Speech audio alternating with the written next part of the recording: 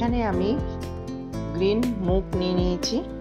এখানে একদিন ভিজিয়ে নেক্সট ডে আমি এটা টাওয়েলে বেঁধে রেখে এরকম রুটস বেরিয়েছে। স্প্রাউট মুগের আমি স্যালাড দেখাবো, এটা খুবই হেলদি। চলো এবার পুরো স্প্রাউট মুগটা আমি একটা বোলের মধ্যে নিয়ে নিচ্ছি।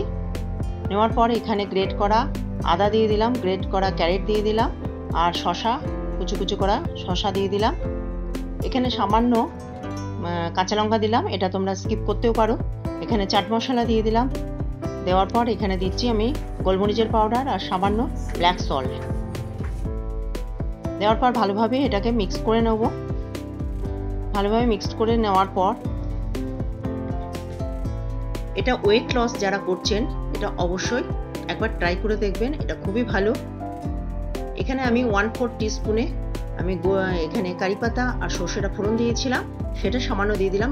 এটাও তোমরা স্কিপ করতে পারো, যদি না ভালো লাগে গন্ধটা তাহলে ভালো স্কিপ করতে পারো। এখানে ধনে পাতা আর আমি 1/2 টিস্পুন লেমন জুস সেটা দিয়ে দিলাম। এখানে মুগ ডাল ভিজিয়েছি 2-3 ঘন্টা, 2-3 ঘন্টায় ভালোভাবে ভিজিয়ে যায়। জল ঝরিয়ে নিয়ে এখানে একটা বোলের মধ্যে নিয়ে ক্যারেট গ্রেট করা, শসা গ্রেট করা, আদা গ্রেট করা দিয়ে দিলাম। এখানে কাঁচা লঙ্কা দিলাম, ধনে পাতা দিলাম, দিয়ে এখানে দিচ্ছি চাট মশলা, গোলমরিচের পাউডার সেম যেরকম আগে দিয়েছি। এখানে বিট লবণ দিয়ে একটু ধনে পাতা দিয়ে আমি আবারও এটাকে ভালোভাবে মিশিয়ে নিচ্ছি। ভালোভাবে মিশিয়ে নিয়ে এটা কিন্তু খেতে কিন্তু খুব ভালো লাগে। আবারও কারি পাতা দিয়ে দিচ্ছি। কারি পাতাটা কারোর ইচ্ছা না হলে দিতে নাও পারো, তবে খুব সুন্দর ফ্লেভার আসে।